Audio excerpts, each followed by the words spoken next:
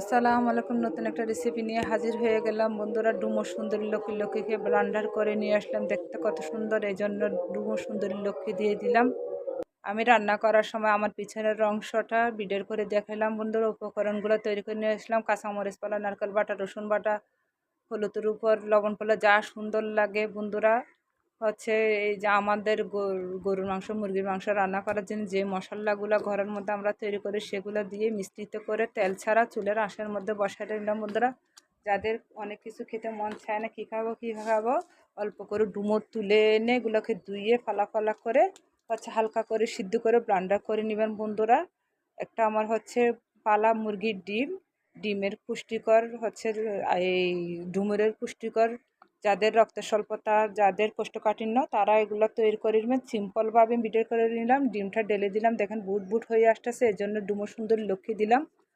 আশা করি সবার সুবিধা হবে।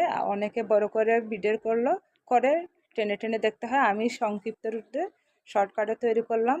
এই যে একটু জিরা বাটাগুলো একটু ভেঙে নিলাম বার্গার দেওয়ার জন্য, সুগন্ধ হয়। এই বার্গার দিব। আমি আমাদের গ্রামের মধ্যে তৈরি করলাম, গ্রামের পরিবেশে একটু অগোছানো হয়ে আছে বন্ধুরা। সবার ভালো লাগলে একটা লাইক আর কমেন্ট দিবে। আমার ইচ্ছা হয়েছে একটা ভিডিও করার জন্য। আমি এগুলো খেতে, আমার জ্বর খেতে মন না আছে না, আমরা এগুলো তৈরি করি খাই। একদম গরম গরম ভাতের সাথে খুব ভালো লাগে। একদম সহজভাবে তৈরি করে করা যায়। যাদের ভালো লাগে তারা তৈরি করে নেবেন। একদম সিম্পল, রসুন বাটা, আদা বাটা, নারকেল বাটা দিয়ে তৈরি করে নেবেন। এই যে তৈরি করে নিলাম, দেখতে কত সুন্দর লাগতেছে। গরম গরম ভাত দিয়ে ভালো লাগবে। এই যে আমি অল্প করে ঢেলে নিলাম আমার একটা ভাবিকে দেওয়ার জন্য। এই দেখেন ডুমুর।